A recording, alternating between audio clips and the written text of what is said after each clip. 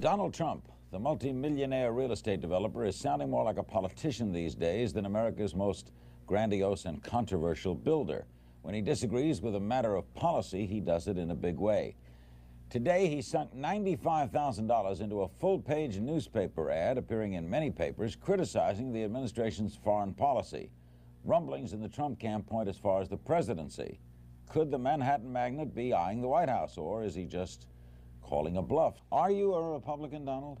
I'm a Republican, yes. So if there were politics, it would be as a Republican? It would be, I guess, as a Republican, but I don't see that there will be politics. Why the ad, then? I mean, you said you wanted to say it.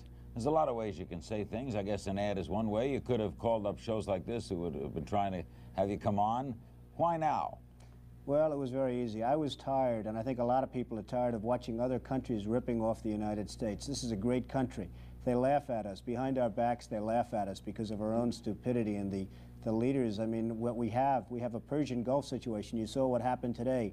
Billions and billions of dollars are being spent on getting oil for Japan, and they're not paying anything for it. Essentially, they're paying nothing for it.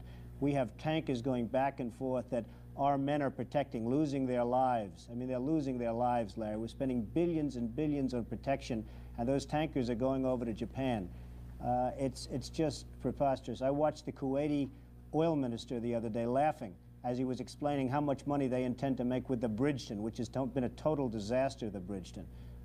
And I said to myself, isn't that a shame? He's talking about how much money they're going to make, and here we are. He's smiling and laughing. Why don't we get some of it? Why is it that we're protecting? We have frogmen, we have helicopters, we have aircraft carriers, and all sorts of ships all over the Persian Gulf, so that this man and his little group can make a lot of money. I think it's ridiculous. Well, one of the reasons we say we're doing it is because we've been doing it, and that all previous presidents have endorsed doing it.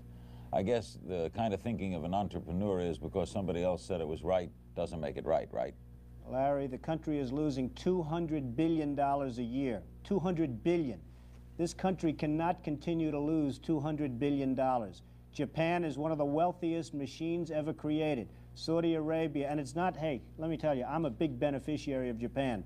They buy my apartments in spades. They're fine people, but they must be, they're laughing to themselves as to what's happening over here. We're not kidding ourselves.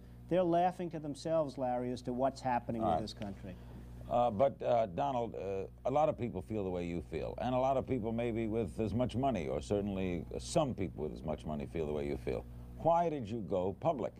Because somebody had to, Larry. I watch it again, and it's a very important point. Japan is a money machine. Saudi Arabia is a money machine. Kuwait, these are money machines, the greatest ever created.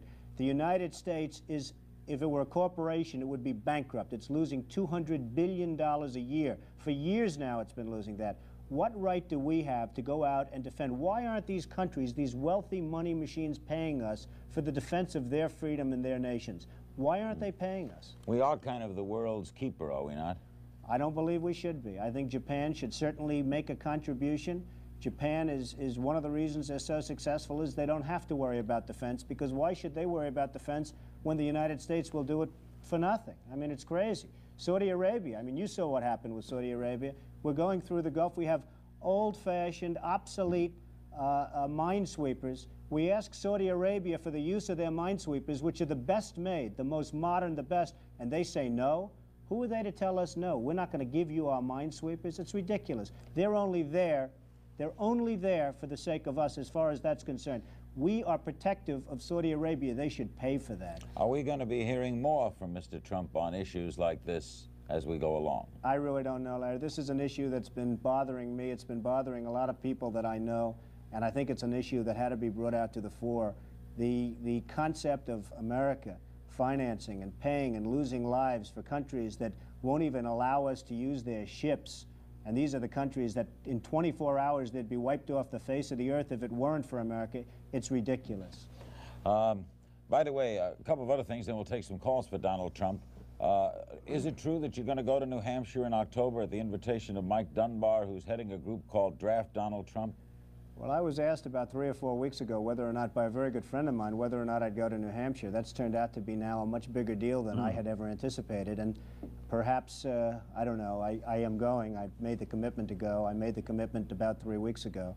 And I will go, yes. You will go, even though you realize now, in just stepping foot in that state, people are going to presume things. Well, they can presume whatever they want. I have no intention of running for president, but I'd like the point to get across that we have a great country, but it's not going to be great for long if we're going to continue to lose $200 billion a year. You're going to get into the early 90s, 1990, 1991, and the whole thing's going to blow, because this country cannot continue to support Japan and Saudi Arabia and Kuwait and many other countries that are much wealthier than we are. We're not a wealthy country.